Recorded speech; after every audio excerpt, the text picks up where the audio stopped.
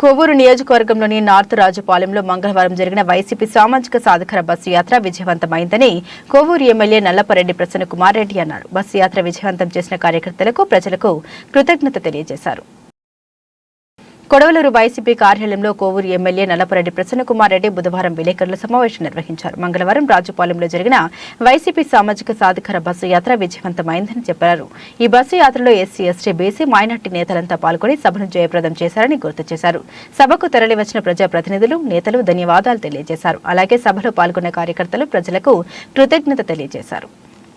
కొవ్వూరు నియోజకవర్గం కొడవలూరు మండలంలో రాజుపాలెం గ్రామంలో సామాజిక సాధికార బస్సు యాత్రను దిగ్విజయం చేసినందుకు ప్రతి ఒక్కరికి నా ధన్యవాదాలు, కృతజ్ఞతలు తెలియజేస్తా ఉన్నాను.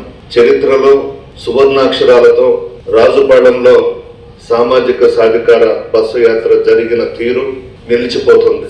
చాలా బాగా జరిగింది.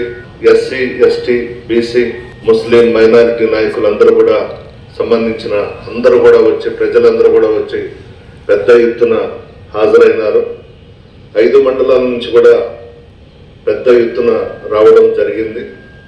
వైఎస్ఆర్ కాంగ్రెస్ పార్టీ నాయకులకు, కార్యకర్తలకు అందరికీ కూడా నా ధన్యవాదాలు తెలియజేస్తా ఉన్నాను.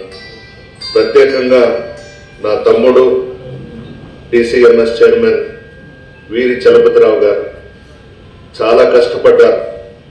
ఈ 15 రోజుల నుంచి నిద్ర కూడా పోకుండా చాలా కష్టపడి అన్ని ఏర్పాట్లు చేసి రాజుపాలెంలో ఈ సభ విజయవంతం అయ్యేందుకు చాలా బాగా కృషి చేశారు.